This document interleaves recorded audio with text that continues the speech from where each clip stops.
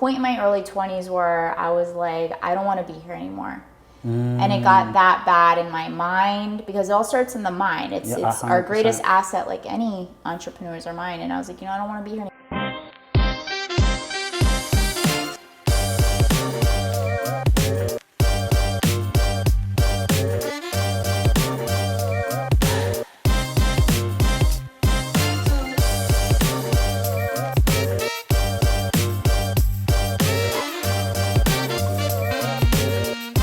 Hello everyone, welcome to another episode of the E-Formula podcast. I have an incredible guest in the house today. I have Tanya Olive. Welcome to the podcast. Thank you so much for having me. We do hugs. We do hugs, we're huggers. Amazing. I was blessed to watch you speak on stage, and within the short period of time that you had on stage, you was able to really share some amazing light to me personally, like at that event. One of the things that I took away was like time optimization, and I took a tip that I was able to use up until today. So I'm excited to have you on. This podcast is for people that want to become entrepreneurs, or some entrepreneurs that are just looking for an extra edge, either an opportunity or something that can really give them the opportunity to like go to the next level within the business that they have.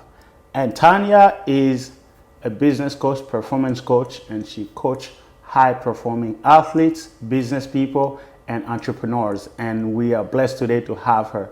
Tanya, before we get into everything, I know you have an incredible story. I saw a short video about your story. Before all of this, before Tanya Olive became Tanya Olive, can you give us a little bit of insight of how everything got started and what led you to this journey of personal growth, personal improvement? Yes, well, thank you so much for having me on, and thank you all for tuning in today. Hopefully you'll gain a lot of value or something that you'll be able to take away with you to enhance your life. What got me into this line of work, believe that's what you're asking me, right? Yeah. Was my own desire to free myself. Wow. Because I was imprisoned with toxic thoughts, toxic addictions, and on the outside I was a trained optimist. Wow. And I was an athlete, all these titles and labels that we give ourselves, but I was imprisoned.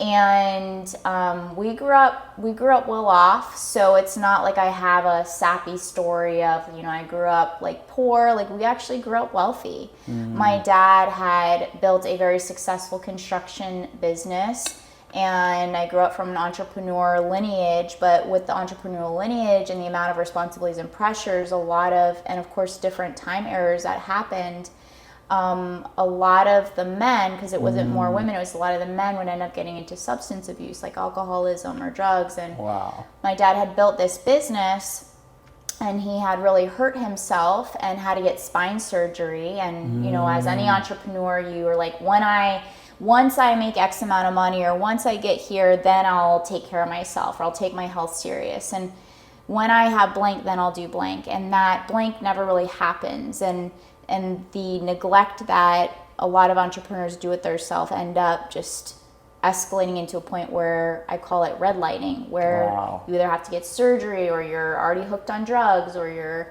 you're so disconnected from yourself. So then we lost everything. So all of the wealth, wow. The family, everything was gone. I got into my own addictions, and there was just so much ups and downs in life. And I was like, okay, well, there was a point in my early 20s where I was like, I don't want to be here anymore. And it got that bad in my mind, because it all starts in the mind. It's our greatest asset, like any entrepreneur's our mind. And I was like, I don't want to be here anymore. And then something inside of me is I just surrendered. And I wasn't very religious at the time, wasn't very spiritual, but something inside of me was like, pray. Wow. And I started praying, and I just asked for like help.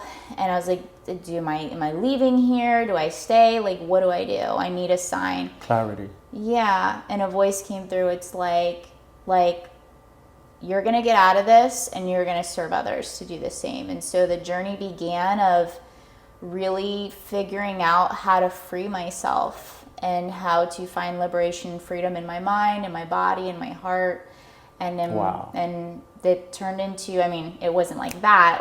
I've been doing this for 18 years, but a business to then help others also scale in all Wow. areas of their life. That's really powerful. You know, in a lot of entrepreneurial stories, you feel like you hear about it, my back was against the wall and I decided to leave. And in your case specifically was completely different. And I believe that this is going to give people a different perspective. So I'm excited. What was the kind of the first steps that led to this? Did you know, like in a lot of people, like me, myself personally, I know I wanted to do something, but I don't know where to start. From somebody like from how old was you back then when you decided to? Yeah, I was 22 and I actually have a tattoo on my finger here. Wow. So you guys can't see, but it's like a little, it's the Jesus fish, and I surrendered to that time to my addictions. And I grew up an athlete too, though. So I believe like the Skating, skills, right? The ice hockey. Ice hockey. Yeah, the skill sets and the mindset and the resiliency of taking losses, and I believe that had built some form of character, because that was 9 years of my foundation as well. So it was, you know, the one thing was just the calling of like, also when you're in a really dark space or you're in a space of like deep depression, or like the best thing you can do is you can pour into somebody else, because that takes that whole self-loathing off of you, and for the moment gives you a sense of fulfillment and purpose of I just help somebody. And when they're actually grateful for it, I mean, don't be helping people that aren't appreciating your help, because that's a whole another story. But like when you really support somebody and you give them that gift of your energy or your time or your help, and they say thank you, and you feel that brings you fulfillment. And 100%. So day by day, how can I feel good? How can I feel good? How can I feel a little bit better? How can I feel a little bit better?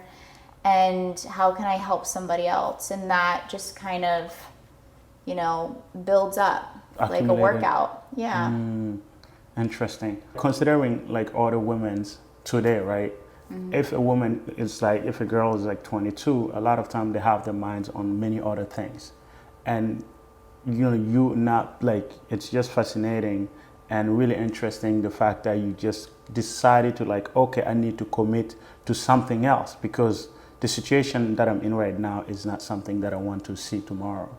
And like that's why sports is also important, right? It's because I believe that kind of contributed in some way, like you said, your 9 years of you know, support, like training sessions that allow you to have some type of character to push through. So you committed yourself to a journey of like, okay, it's not about me, let me see how I can help other people to get some type of purpose, inspire purpose that can lead me to the next thing. Yeah. So that's how the whole coaching. Well, that's how, yeah. Well, I've always known that I had a teacher inside of me. I've always known that. I do believe, like even Tony Robbins says, like, even in scripture, they say, you know, find mentors and masterminds and even Think and Grow Rich, like all these books, Napoleon Hill, all of them. It doesn't even just have to be scripture, but you'll see success like droplets of diamonds in different segments all over. But they say like find masterminds or mentors, and in yoga they say find gurus, but you find them until you trust the guru within yourself. And if you call that God, if you call that universe, if you call that spirit, if you call it whatever you call it, there's something inside of all of us, and that resides in our heart. And there's a science of heart math where even if somebody has like a heart transplant, you then start to like have their cravings or their desires for adventure, or I mean like different, you change because you've taken on somebody else's soul. Wow. Because the heart is really where those dreams and those teachings belong. And so when we're born, we have those specific gifts inside of us. So I always believe like their teaching has always been something inside of me, coaching, teaching, things that come more natural to some people. And it allowed me to build upon it. Interesting. You know, like it's kind of like just watching you talk and watching you engage in different, like in your calls and on Instagram, I see there's a lot of passion into it, right? And that obviously started from when you started helping many people around that time. But like right now it's a business, a really successful business, and you work with high-level athletes, entrepreneurs across the world, not only in America, right? How did you go through that transition. You know, a lot of people have a passion and turning into something that is profitable, that makes money, is completely different. Yes. What are the skills that you feel like you had to acquire to make this passion of yours a business? I mean, a lot of skills. Just because something becomes natural doesn't mean the skill doesn't need to be sharpened and mastered. We have gifts, but then it's our responsibility to master and sharpen those gifts. So I had mentors, I had coaches, I invested, you know, hundreds of thousands of dollars in sharpening my skills, communication, speaking classes, Toastmasters, books, one-on-ones, like a lot of stuff. And even but I had to like pick it from different people, places, and things. And I believe that if you treat people like equally the same, sometimes you meet that one person and you don't know who they are or who they know, and because you left them feeling invincible or like the possibility of stepping into higher levels of consciousness and business and relationships within themselves, like who am I operating at my full potential as my most elite self? Who are you operating in your full potential as your most elite self in this season of your life? Wow. Because you might have gone through a season of something traumatic. Right. And so your best self is just getting up every single day. You know, and having grace and compassion. But the whole book theme that I'm writing is about building the new. And every single year in our life, it's kind of like grade school. We're not trying to take, and some of you guys do, so it's time to level up if you do this, is you're trying to tell the story of who you were in high school, and that was 10 years ago. That's long gone. You're a completely different person. So you're like more in love with high school than you are with your current life now. Wow. You know, and so you keep telling that story, you keep bringing your past and your present, future reality, and you have to, you know, build the new. Who am I creating in this new season of my life? You know, if my past didn't exist, and I can really, like, who am I as a highest expression of myself? How do I speak? How do I dress? How do I carry myself? That's really interesting, and that's a nice segue to talk about identity, right? A lot of people have identity that doesn't align with the type of people or the goals that they want to achieve in life. You know, imagine somebody watching this and they're like been working on a job and they know they're not built for, they don't like it, and they want to make a change, but they're just not confident about who they are. Yeah. Right, or what they can do to be able to walk away from that steady weekly check, even though it's not much. Yeah. What would you say is the right way to go by it? Like somebody feeling like, okay, they're not confident, lack of self-confidence and self-esteem based on limiting beliefs. Because, you know, if you don't believe in yourself, it's going to be hard for you to make a decision. Absolutely. You know, and as a high performance coach, I know you have to like break these type of patterns a lot. So what would be the nice, like short tips for somebody to be able to like, okay, this is how you start breaking the limiting beliefs to live your full potential? The first step is clarity. Confidence is a byproduct of being clear on who do I have to become and what do I have to overcome. A lot of people don't think about that. And sometimes your overcoming is your self-doubt. Like who would I be without worry? Wow. Who would I be without self-doubt? Who would I be without anxiety? Probably have a lot more headspace. And so the first step is clarity and creating a new internal GPS. Wow. So that's the first step. It's like that chip inside of your head. Like, okay, if I have like Waze or a Google map and I'm like, I don't know where I'm going, it's not going to take you anywhere. That's how your life is. So you 100%. have to have a clear direction. You know, when I came here for this podcast, you gave me the address. I was clear. I'm like, okay, I trust you gave me the right address. I put it inside my Waze, and here I am. And we're able to execute on this. And so it's the same thing as the clarity. And in order to gain clarity, the best thing you guys can do, because I love like workshop style. When I coach, I give you guys things. That's how you're like, 100%. I love how you gave that like workshop thing to do. But I would say make a T-chart. So on a piece of paper, do a T-chart and write everything down of what you don't like and how it makes you feel and what you're experiencing. I literally just taught a goal setting workshop. I'm actually giving it to your audience for free. Oh, wow. Yeah. Amazing. So you guys can have it for free, and you guys have your own special code. So wow, that's epic, guys. it's a Put a lot of thank you 2-hour in the comments because this is 2-hour. going to be a life-changing experience. It is life-changing. It's a 2-hour workshop that I just ran.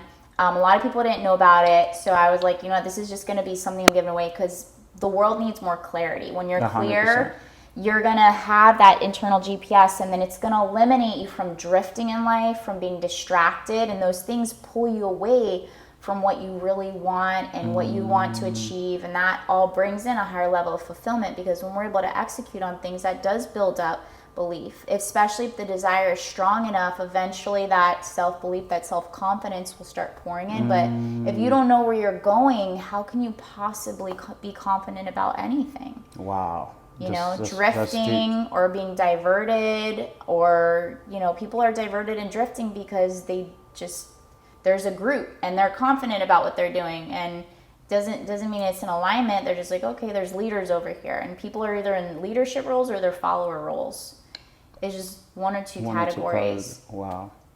So clarity is the main thing. So anybody that is, if you feel lost, the first thing you need is clarity. But in order to gain clarity, it's important to leverage. And I do a lot of corrective work with people. I have people that work with like famous coaches and this and that, and they're like, you're like this. I'm not saying any names, but they compare me to some really big people. I'm like, thank you. Wow. But I do a lot of corrective work because you want to befriend the negative. You want to befriend the undesired. You want to befriend what's not working, because it actually gives you clarity. If you know, if you know you want, for example, if you know, what's a big thing? If you feel like you're wasting your time, right? And you're doing things and you feel like whatever you're doing as an entrepreneur, you're like, I don't believe in this because I feel like I'm wasting my time. It's not bringing me any profit. I'm, you know, like I don't get what avenue to take to get me to my end target, my end internal GPS. And you would leverage off that, okay, wasting time. So what's the opposite of wasting time? So we use all these things to leverage the pain, the undesired feelings, so then you can have clarity on, or maybe a procrastination. The opposite would be action. So I want to take action. The moment I'm procrastinating, I'm going to do it anyway. I'm going to time audit it 15 minutes. Wow. So it's like, it's some sort of a luxury to understand what you don't like. Yes. So you can kind of project it. Okay, if I don't like this, you befriend it. You befriend it, and you utilize our triggered emotions, our undesired feelings and behavior.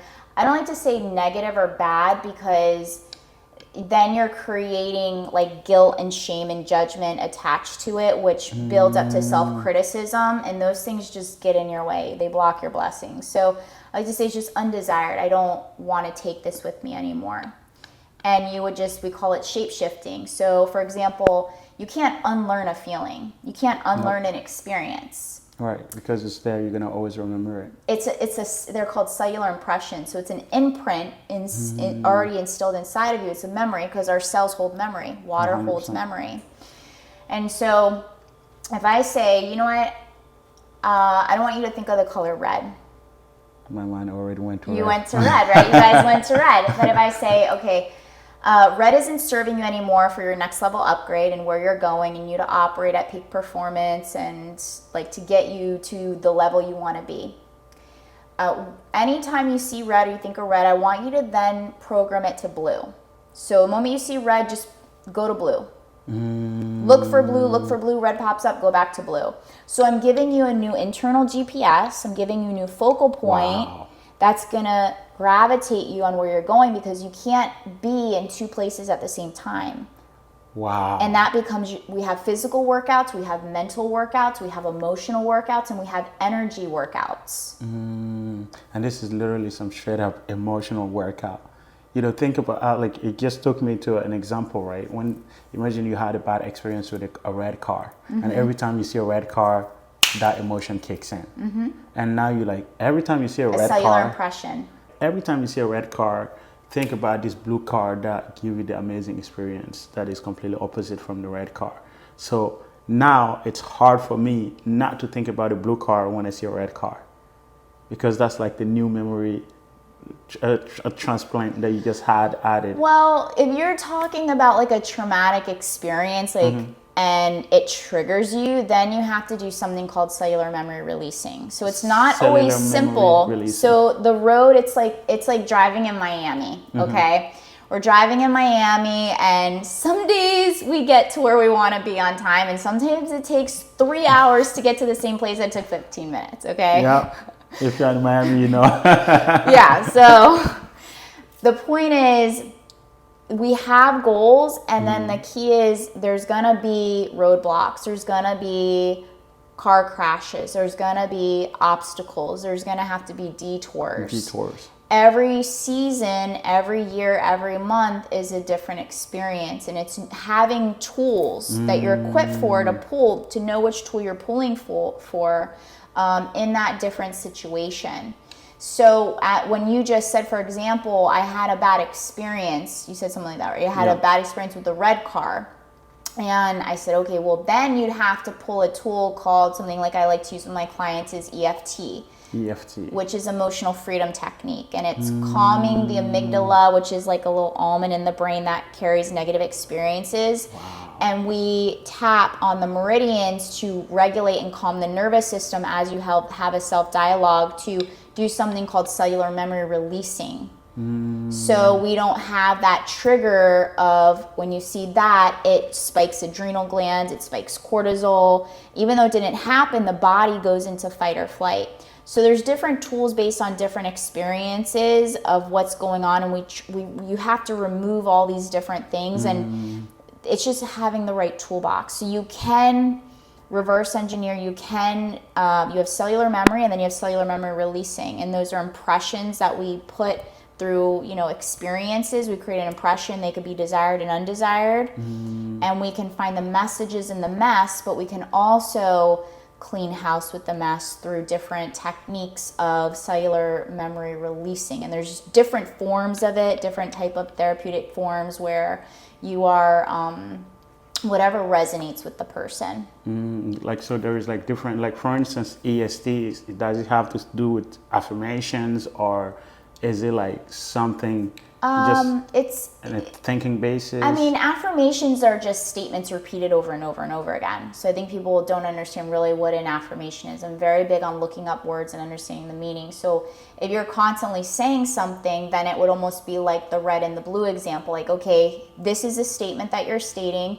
Now we're going to shape shift it and create a new statement, but one that has less resistance. So for example, if you're saying, you were talking about earlier about reprogramming beliefs, right? So if you have, there's something that I take my clients through and I teach in my academy, but it's like a life wheel workshop. A life wheel workshop, and you guys can Google it online, and it'll tell you this diagram of the life wheel. But what they don't talk about is when you're saying, okay, say for example, my category is fun, right?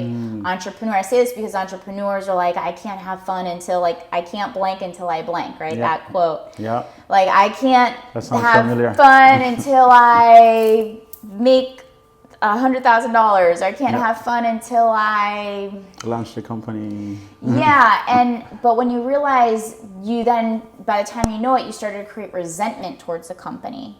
Wow. And then you start to create negative feelings and a negative relationship around it, and then you put your health on the back burner, and you're dragging your feet in life, and then you have to get on medication, and it's you have, there's certain things that it's kind of like a slingshot where self-care is pulling back to scale forward. So every day you have to pull back, because you're into self-care. We're just talking 100%. About meditations on the beach and exercising, but it's a pull back and that's where the energy workouts come into place, where you're able to then scale and get quality work, because our greatest asset as an entrepreneur is our mind. 100%. We want a sharp mind. And the whole thing with fun is one of those things. We're talking about healthy stimulation. Healthy stimulation, yeah. We're talking about, we'll easily transition that, but healthy stimulation for me is salsa dancing. So fun to balance, because I don't take any days off right now. I have a very big vision, and I love what I do, but I can easily overdo it. Overdo it easily. I can relate to that too. Yeah. So the fun comes in place. So I had a coaching call with one of my clients, and they're very successful entrepreneurs, him and his wife. And they were like, okay, well, I can't have fun until I do X, Y, Z. And it's like, well, how can you bring fun into what you're doing?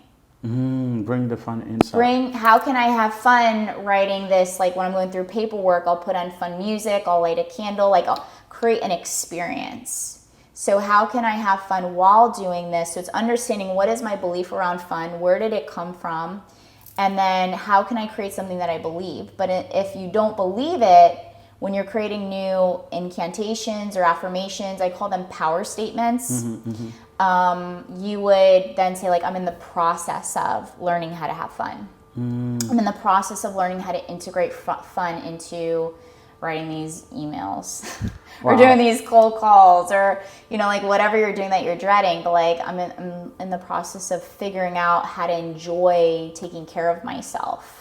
So it seems like there is like, you can get the same stimulation, the same satisfaction from doing an activity that is fun to you, that take less time than another one that would take you like weeks or days, like a vacation. You go for a vacation, you feel good, but you're gonna lose a couple of days. It seems like what you're teaching your clients is, you know, how you can bring fun and make it short and permanent in the sense that you can repeat it as much as you want within your space. Yeah, and that's a process of the becoming. Becoming. The becoming is being it now. How can I, if what I truly crave, or when I believe I have a nice house, or when I believe I am in that relationship, or I really believe that when I make X amount of money, then I will feel some type of way about myself. 100% if you don't have it. But that never happens, and what actually happens is you end up building eventually this beautiful prison for yourself, and you're left feeling the same exact way, if not worse, because of all of this self-neglect and the delayed of allowing yourself to feel good about yourself. It's like success, when I get to be there, I'll start being happy. You like tending to delay that, and you don't have an exact time that you feel like, okay, it's just two more days left. It's like a known amount of time that will take you to get there. And now throughout this journey, you're gonna just keep remembering yourself of the fact that you don't have access to what you feel like is going to be fun. Wow, I see what you mean by prison now. Yeah. It's really interesting. Yeah, or like, how can I operate in a calm state of energy? Like, that's what I was saying, like, who do I have to become, and what do I have to overcome? So one of my biggest things is, when I think of somebody that's wealthy, I think of them just being in this calm frequency, this calm, confident frequency. And so I started practicing being in this calm, confident frequency. You know, why do I have to wait to be whatever's interpreted as wealthy to feel that energy when I can tap into that now? And we realize when you're actually in that alpha frequency, because many people operate from the beta, which is 5 states of energy fields, which is like stress. You're stressed, you're anxious, you're depressed, you're worried, you're like, you actually, when you're in a negative state of energy, you're powerless. Oh, wow. And when you understand, because then people get addicted, people think addiction just in substances, you can also be addicted to identities that don't serve who you really are. Wow. And they block your blessings. Like, I'm addicted to being anxious. Who would I be without anxiety? Then I feel lazy. You know, I've done calls with people where we have to break through like these really deep subconscious rooted things. And then it stems from like childhood. Like, the moment you relax, you're lazy, and that was imposed on from programming. You know, everything comes from somewhere. 100%. And it's always our foundation. So we have to build a new foundation. Wow. That is epic. You know, as you're talking about it, I'm like, wow. It just like keep opening new doors in my head. I'm like, and I want to say too, because we did talk about this when we first met, when I spoke on stage. But you're a human being before you're an entrepreneur. You're a human before you're a business owner. And so, how do you get that version of you solid? Because the business, the family, the money is all an extension of you. And unless that is solid to the core from the inside out, like because when you mention success, what does success mean? You know, you define success. 100%. I define success. Success is just having an outcome. But if I had a talk with somebody, because everybody's setting these New Year's resolutions, and they're like, yeah, I was so successful with my body. And I'm like, she did not look healthy at all. I was like, really? And like, did you sustain it? No. So let me just, like, all due respect, you are not successful with your body. Wow. You have to sustain that. Sustainability is really what success is. It's getting what you want and keeping it. Because the rest of it, especially with entrepreneurs, have a very extremist personality. They're overachievers, but they also have a very rebellious side, which can be an asset, but it can also be a liability.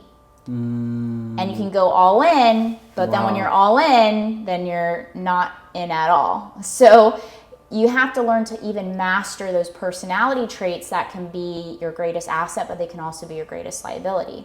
And that's a whole segment of self-mastery.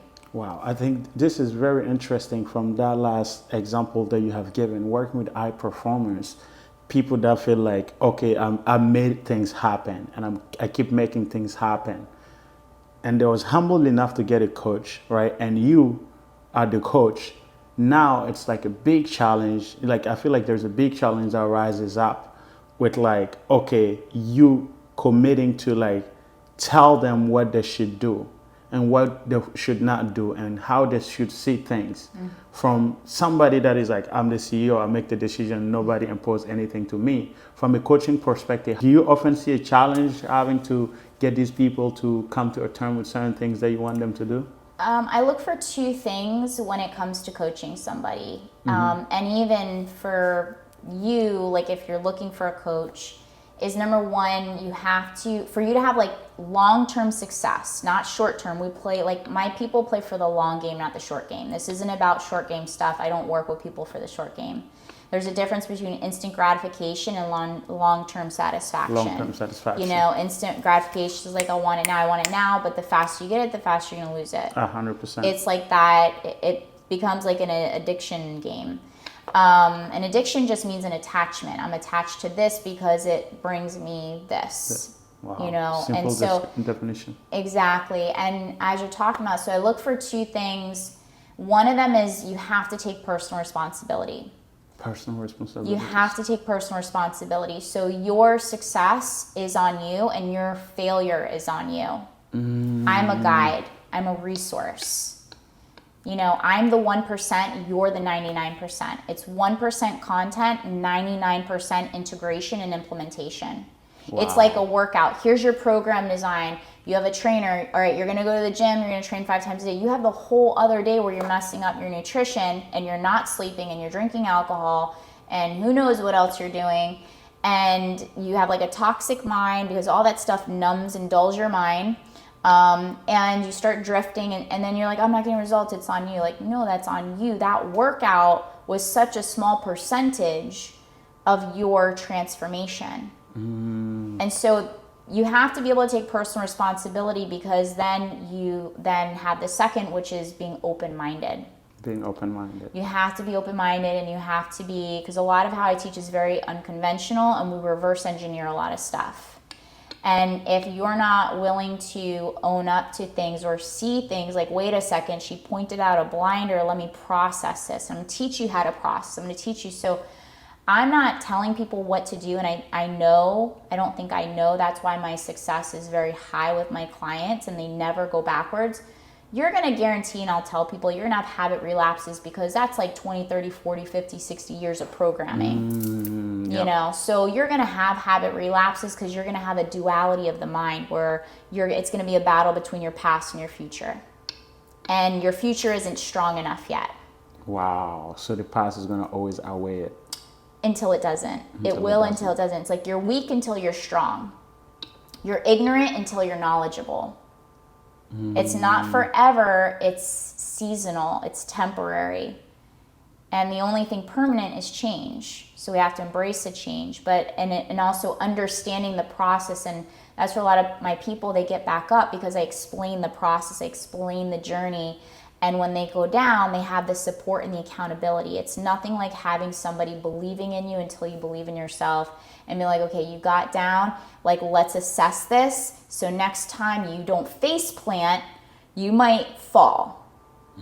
But you didn't face plant. So yes, we made progress. We made progress. Okay. Wow. But and the next time you don't fall, you trip. You And trip. next time you see that in front of you, and then in the Yoga Sutras, they say anticipate suffering and don't go there. Which has a lot to do with knowing yourself. If you know you're not strong enough and you're correcting your habits, and there's a party and they're doing things that you know you're not strong enough to say no to, and you know you have no business being there, you just don't go. Back up. You anticipate suffering and don't go there. Wow. Yeah. So that's where it becomes its own workout, and then it becomes its own muscle, and through repetition, it's weak until it's strong. You're weak until you're strong. And it's practice. Everything's practice. Wow. For like somebody watching right now, it's like, okay, now I know the importance of clarity. I have clarity about, this, like I want to change, and I have clarity. This is where I want to be. I know my destination. How do I key in the address now? Because how do I key in the GPS? Because the GPS, like in the metaphor of themselves, they have habits that is not serving them much, that have been built for a very long period of time. How do one go from having these habits that is self-limiting to creating a life of conviction and a life of confidence? Yeah, that's a great question. I mean, you have to hire a mentor, hire a coach to give you the steps. And this is where at least you know that you don't trust yourself enough to have the blueprint or the formula. Because I just provide a roadmap, I provide a formula, I provide a plug and play. But I give my clients the power of flexibility, because another part of entrepreneur personality is boredom. Yeah. And they need stimulation. Yeah. So you need to have options. Options will prevent the boredom and the lack of then doing something self-sabotaging because you needed stimulation. A lot of people sabotage because there's no stimulation, but I would say the biggest thing is you have to have structure.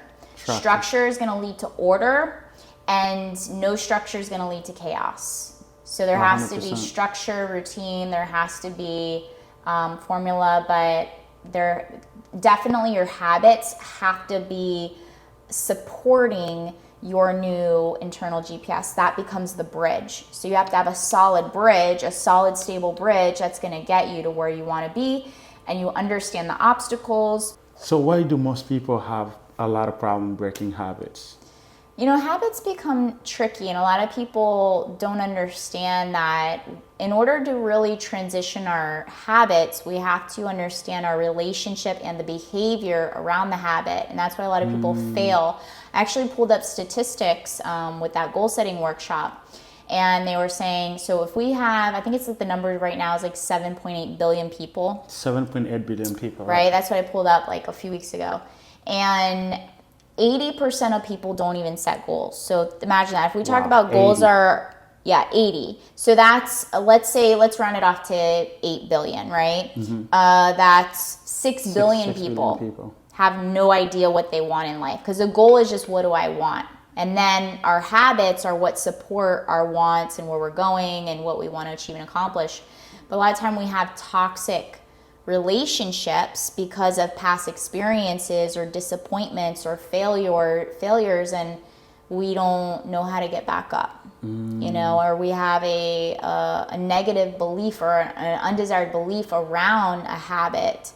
And then out of that, out of the 20%, so out of the 80% don't set goals, 14% set goals, but they never achieve them. So they're startups. They're startups. And there's no follow through. And then only 6% are actually achievers. Wow. So Yeah. less than like millions, in the millions, not even close to billions. So we're saying like I guess so. That's 80%, 14%. I don't know, I don't know the calculator. That's Yeah. heavy math. You guys, what's the number? Get a calculator. Yeah. You know, I feel like, setting goals is not something that is like being induced to people as a primary skill that they need to have. Because if you think about the school system, the teacher is the one who set the goal for you. Mm-hmm. The system is what sets the goal for you. So if you're no longer part of a system, you don't have any self-stardom that's going to allow you to like, okay, what do I want to do next? And that actually comes back to one of the biggest core things that I realized, and something I had to work on personally for myself for a long time, is self-trust. Self-trust and self-confidence. Because you're right, from a very young age, our first sign of leadership is our parents. But if you don't have strong leadership with your parents, coming from domestic violence or coming from adult children or coming from, there's not a strong leadership in the home, or they don't teach you to think for yourself. Because the greatest asset you can ever have is learning how to think for yourself and learning 100%. How to connect to the highest expression of yourself, which is your superconscious. So we have our superconscious, our conscious, we're here consciously in the present moment, and our subconscious, which is a lot of our programming. And our habits a habit is just effort on autopilot, like brushing your teeth. Like the mental energy and effort isn't there anymore. Right. You're just going through the motion. So yeah, I mean, it's just human behavior. Interesting. Yesterday somebody was driving my car and they asked me, where's the light? And I was literally sitting there not knowing where's the light, because I've never sat in the passenger seat in my car. And I was like, wow, that's, I don't know what that means, but I think it was something crazy that I have experienced for myself. You're like, just do that little thing, like that. Right. Another thing is that, I know you work with a lot of high achievers. So a lot of time in the business, they have achieved certain type of success, and they feel like the personal life is going down the drain, and they need some help with that. How do you, because a lot of time entrepreneurs, most often, myself included, we define ourselves, our identity, with the things that we have achieved. And if that is in question, our whole identity is in question. And I've recently realized that your identity is not what you have, it's not what you do. Your identity is who you are and your character and what you make people feel when they're around you. And who am I without all of this? If this was all taken away from me tomorrow, and that's why a lot of people end up, and I don't want to bring this into a curveball, but a lot of people end up committing suicide. Yeah. Or they end up doing, just horrible things, and it's because that's why I said, you have to remember you're a human being, and you have to get that part of you solid. You have to learn to keep your heart open, because that's where life force is. 100%. So, and I mean, even in science, they call it heart math, like the heart math, epigenetics, like all these things are science-based. It's not like fluffy stuff. It's not metaphysical fluffy stuff. Like this is science backs it up, but they're like the power of our heart is what radiates life force and frequency. So you feel people before they even speak. You already can feel, even if the brain, because this is programming, goes against what you feel, that's the power of free will. So we have to learn to train our mind to become obedient to our heart always, because the heart, A Course in Miracles states, the heart recognizes truth. So truth can only be recognized, it can never be learned. But what's learned in programming is the mind. And in yoga, they teach you to train your mind to become obedient to your heart. Wow. Because the heart is where truth resides, and it's where truth is recognized. Wow. The question is for a high achiever that have, so much conviction into the business, and have let the personal relationship went down the drain. How do you go by dealing with somebody in this type of situation to make them understand that we're not telling you to step away from your business. We're not telling you to walk away from that, but you need to devote some time into this. Yeah. Because if there is no, like, I know we spoke a little bit about it before we started recording, about the idea of balancing and finding some time for yourself. Yeah. And personal relationship kind of falls down into that like that category. And opposite to the business side. That actually comes down to a belief system of self-importance. And it's Self-importance. not about balance. I don't believe in balance. I believe in priorities. Priorities. And when you, unfortunately, sometimes people have to get to a very low point to then be open-minded. Remember, personal responsibility and open-minded.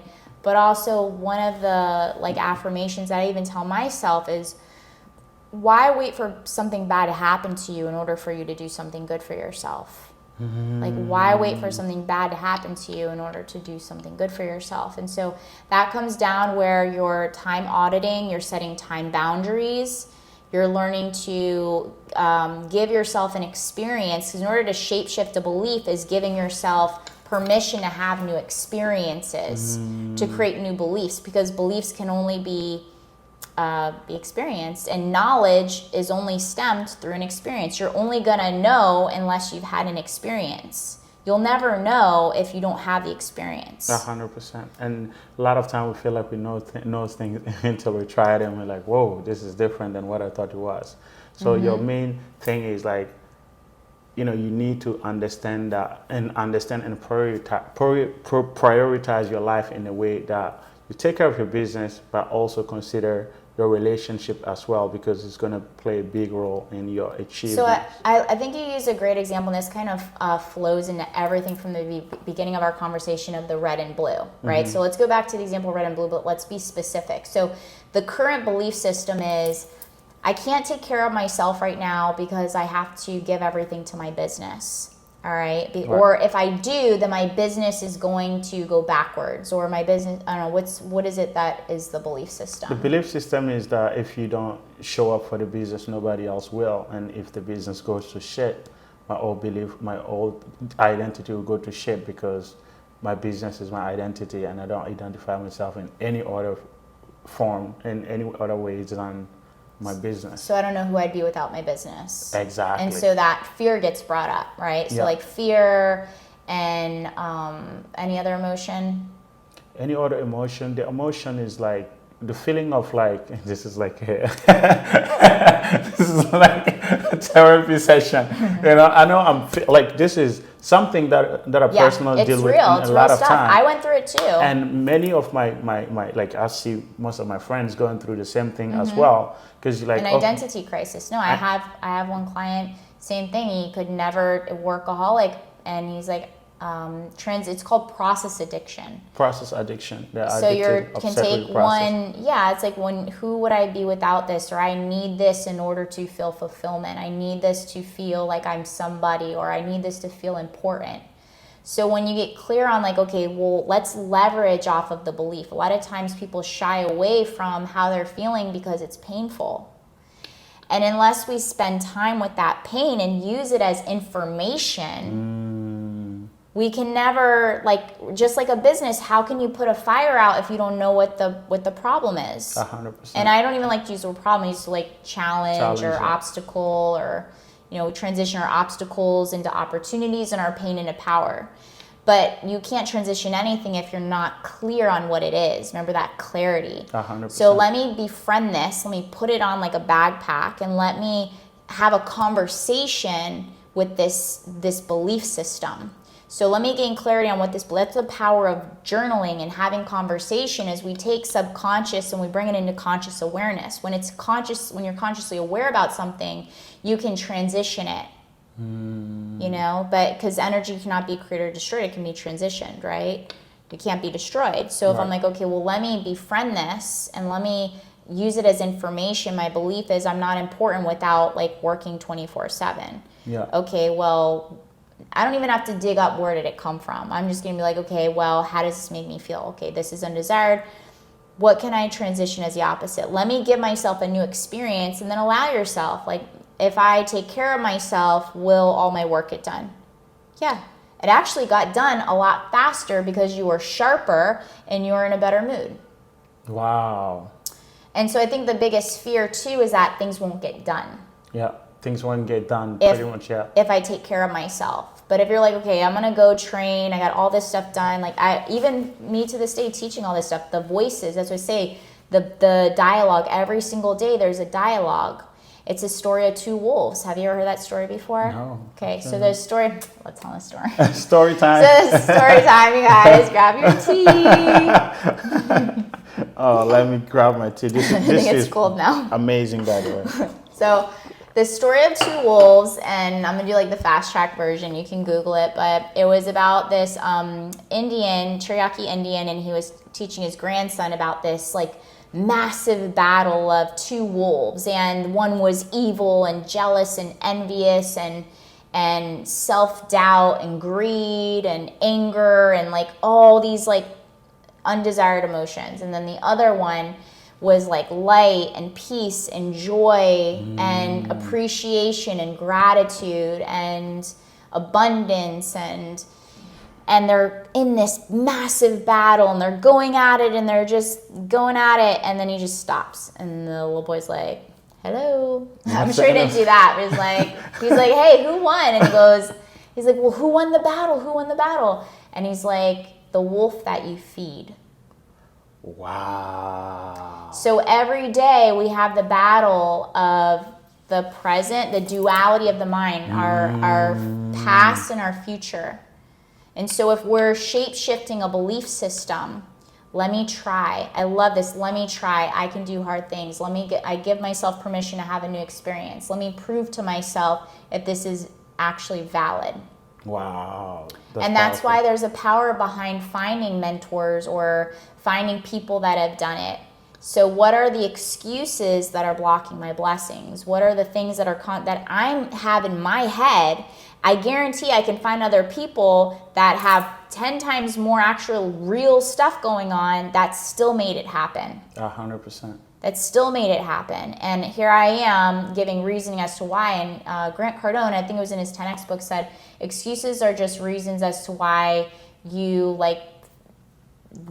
excuses is a reasoning as to why you're like getting yourself off the hook for doing things that you knew you're supposed to do. It was something like that. Like that sounds good. You know, like giving it's the exact way. It's like excuse is just a reasoning as to why you're not why you are or why you're not doing something that you really want to do, and you're just delaying you're delaying your dreams, so it's really on you because 100%. you're not where you want to be. 100%. One of the things that I tell people is that the asset of not drinking is that you really get to face everything raw. Face everything raw in the sense of many people when they have a problem, they can just drink it away. Yeah, Numbing. It's not going away, you're just delaying it, the feeling and the emotion that you're going to feel towards it. You have any experience on that you can share with people? Yeah, it's not even just drinking. Drinking is a tool. So if you think about a toolbox, it's drinking, it's social media, it's scrolling, it's watching television, it's having toxic relationships, some people just going on dates just to go on dates, and what I've realized is it comes down to, especially with the community of entrepreneurship, you're constantly thinking that that's your one time where you can drift. Yeah. That you can allow your mind to just be free, but if the tool that you're using is creating a disconnect, or it's not desired for the long game, that's the difference between the short game and the long game. You can find mindful things that allow your mind to be clear and to recharge you without numbing or disconnecting yourself. And I'll give you an example. Powerful. For me, it's salsa dancing. It's pure, I don't think at all. Wow. But then again, I'm a female. I think guys have to think on what they're doing or how they're leading. But finding activities, and I think maybe that's why a lot of people get into golfing, because it becomes almost meditative and a bonding experience, or just finding different things where you can allow your mind to be free. But the greatest asset you can ever have is the power to think for yourself. And there's a book called Outwitting the Devil by Napoleon Hill. And they say like the biggest thing is the devil doesn't want you to think, so other people can think for you. Wow, that's powerful. And the way that the devil gets to you is through drinking, through smoking, through sex, through like being promiscuous, through just like stuff like that. Like that's where those little things you don't think is a big deal. It's like socially accepted, but you stop thinking for yourself. Wow, that's powerful, because I always tell, like, for people that drink, it's like, oh, drinking is not something, you're 21, you 100% legal to drink. But me as a Muslim, I cannot drink. So when something happen, I'm bound to find different ways to cope with the difficulties that come with the problem. That's why I go on long walks, long drive, beach walk, and all these things. But for, what you just mentioned right now, kind of, put it in a scientific, aspect, right? You understand that, like, the understanding now that I was able to build is like, okay, it's because they want to find a way out of like having to go in it, and not maybe because they just don't want to face responsibility, but because they want an outlet. An outlet, or they sometimes it's too painful to face, so they don't feel capable. They don't feel strong enough of facing the pain, because sometimes people have been through some really, really traumatic things that they never faced, and it's been years of buildup. And that's the thing about cellular impressions, is they don't go away. And they won't go away until you do face them, because the only way out is through. Wow. This is powerful. Tanya, I think we can go on for forever. It's getting deeper and deeper. I have a workshop for your people. Oh, if that's cool. That you guys are gonna really, really enjoy the workshop. And Tanya, you're, from everything that from the last hour or 45 minutes we've been talking, you mentioned like maybe $5. Yes. If I've counted correctly. So, my book next year. Yeah, and Tanya's book is releasing next year. I'm gonna make sure you guys have access to it. So it just shows me that you're a big reader. For somebody that is starting up and they wanna, change their life and take responsibility of their own life, think for themselves, what books do you have as a reference that you can say could serve them a lot? Well, I'm an audiobook listener because and I'm very big on efficiently multitasking. So multitasking intentionally. So when I'm training, because the power even of music is like affirmations and incantations. So when I'm training, I'll listen to audiobooks while I'm doing activities that I don't have to be critically thinking, like cleaning up the house or driving. I'll listen to an audiobook. I don't really read